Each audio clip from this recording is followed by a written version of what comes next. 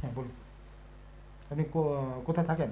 আমি থাকি মানিকতলা, ছোটো কটেজ, 19 স্ট্রিট ছোটো কটেজে অসুবিধা থাকি আমি। আপনার কি হয়েছিল? আমার হয়েছিল মানে আমি একটা উড়িয়া মানে তামাক খেতাম। তামাক এটা কত বছর যাবত এটা তামাক বা তামাক জাতীয় 15 জিনিস বছর খেতেন? 15 বছর কথা 15-20 বছর তো তামাক জাতীয় জিনিস খেতাম। খেতেন, খেয়ে তারপরে লাস্টে কি হয়েছিল? দুটো দাঁত খুলে গেল, মানে হ্যাঁ তখন তখন ছেড়ে দিলাম। তারপরে আমি খৈনি ধরলো, হ্যাঁ খৈনি মিনিমাম ধরুন না 12 বছর মতো খৈনি খেয়েছি। হ্যাঁ তখন থেকে আস্তে আস্তে আমার মানে দাঁতের এই সাইডটা বেড়ে গেল, হ্যাঁ, ওই সাইডে একটু মাংস বার মাংস হতো। বাজে। আমি হ্যাঁ, তো ওষুধ খেলে গেলে কমে যাবে, তারপরে ওইটাও এটা কি খেলে প্রমাণ গেল। হলো কি হয়েছিল ওটা? তখন ও মনে হলো ক্যান্সার টাইমে এসে হ্যাঁ, গেল।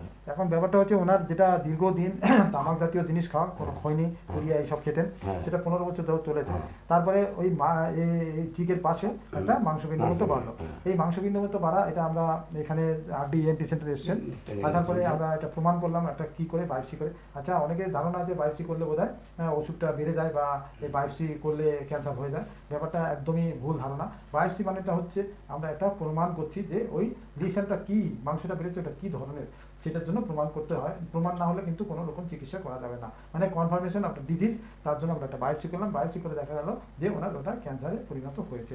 এইবার ক্যান্সারে পরিণত হলে কি করতে হবে, সেটা অপারেশন। এবার ওনার তার জন্য আমরা অপারেশন করেছি। অপারেশন দেখুন ওনার হয়েছিল এই জায়গায় চিকে একটা মাংস বেড়েছিল, তার জন্য আমরা একটা ওখানে এক্সিশন সেটা করতেই হবে।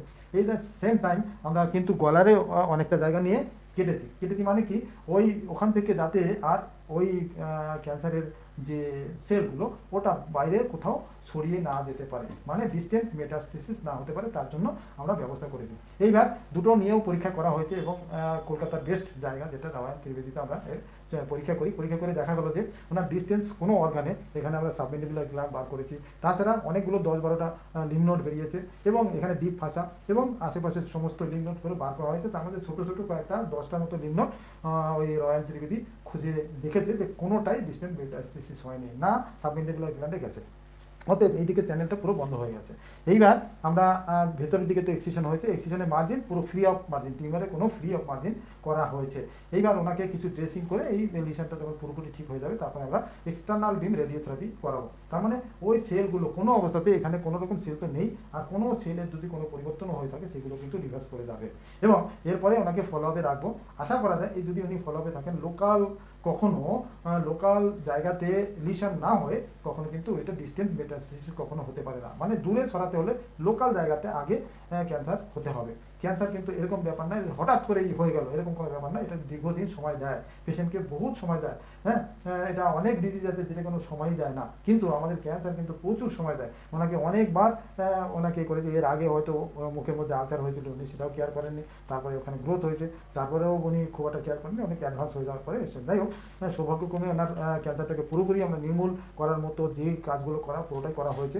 এখন ওনার অপারেশন পুরো কমপ্লিট এবং এর ভবিষ্যতে যদি উনি আমার কথা শোনেন, ওনার কিন্তু আর ওই জায়গা থেকে আর ক্যান্সার বাইরে যেয়ে কোনো জায়গায় কোনো সমস্যা ক্রিয়েট করতে পারবে না। আর এখানে ক্যান্সার হয়ে কিন্তু এরকম সারা শরীর উনি মরে যাবেন সেরকমও কিন্তু হবে না। ক্যান্সার এরকম ডিজিজ নয় যে হঠাৎ করে পেশেন্ট মারা যাবে, সেটা না, এটা অনেক সময় দেবে।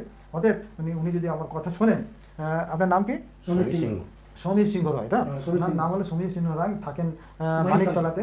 অতএব উনি কাছেও থাকেন, আমার RD ENT সেন্টার কলেজ স্ট্রিটে, কোনো অসুবিধাই নেই। আমি ওনাকে ফ্রি অফ কস্টে ওনার যত ওনার হোল লাইফে এই ক্যান্সার নিয়ে ওনার কোনো রকম প্রবলেম না হয় আমি অপারেশন করেছি, কারণ ওনার ফ্যামিলি কন্ডিশন অত নয়, ওয়েল এস্টাবলিশ নয় ওটা। যাই হোক, ওনাকে আমি বলেছি যে ওনার পরবর্তীকালে যাতে করে খরচা না হয়, ওনার যাতে ফলো আপ করতে আমার কাছে আসতে পারে, সেটাও আমি ফ্রি অফ কস্টে, মানে আমার ফিস নেওয়া হবে না, কোনো প্রসিডিওর ছাড়া, কোনো ইনভেস্টিগেশন ছাড়া আমি কোনো রকম ওনার কাছে ফিস নেব না। তাতে করে উনি হয়তো আমার কাছে আসবেন ঠিক মতো, আশা করা যায়। ওনার সব ভাইদের সঙ্গে আমার পরিচয় হয়েছে। আমি বলেছি কিন্তু একটা জিনিস অবশ্যই করতে হবে, ওনাকে কিন্তু মাসখানেকের মধ্যে এখন আমার কাছে কিন্তু বারবার আসতে হবে। তো আশা করা যায় ওনাকে আমি ঠিক করে রাখতে পারবো, ভালো থাকবেন উনি। এখন তো উনি ভালো আছেন, খাওয়া দাওয়া করছেন, কথা বলছেন, হ্যাঁ, খুব একটা কি প্রবলেম হচ্ছে সেরকম, উনি খাওয়া দাওয়া ভালোই করতে পারছেন, মুখে স্ট্র দিয়ে খেলেও উনি লিকুইড খাচ্ছেন, কোনো অসুবিধা হচ্ছে না। দ্বিতীয় হচ্ছে যা খেতে চাইছেন সবই পাচ্ছেন।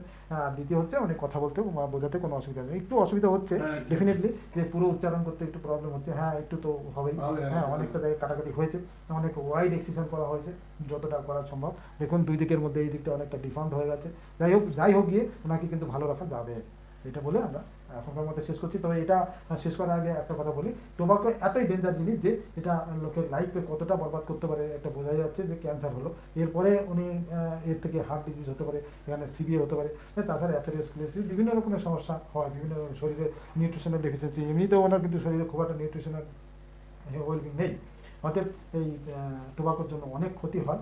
অতএব সবাইকে আমি রিকোয়েস্ট করবো যে আপনারা এই টোবাকো থেকে অনেক দূরে থাকুন। টোবাকোর ভ্যারাইটিস রকমের প্রোডাক্ট আছে, হ্যাঁ, অনেক রজনীশ খান অনেক দামি প্রোডাক্ট বলে, হ্যাঁ, তার মানে যে তাতে কিছু সমস্যা হবে না তা না, ওখানে আবার ডাবল এফেক্ট হবে, কারণ রজনীশের মধ্যে ওর সঙ্গে টোবাকোর সঙ্গে থাকে হলো বিটল নাট মানে ওই সুপরি, সেটাও কিন্তু ক্যান্সার করে। অতএব সব কিছুই কিন্তু ক্ষতিকারক, অবশ্যই আপনারা এর থেকে দূরে থাকবেন, তাহলে প্রিভেন্টিভ অনেকগুলো ডিজিজ থেকে আপনারা বেঁচে যাবেন।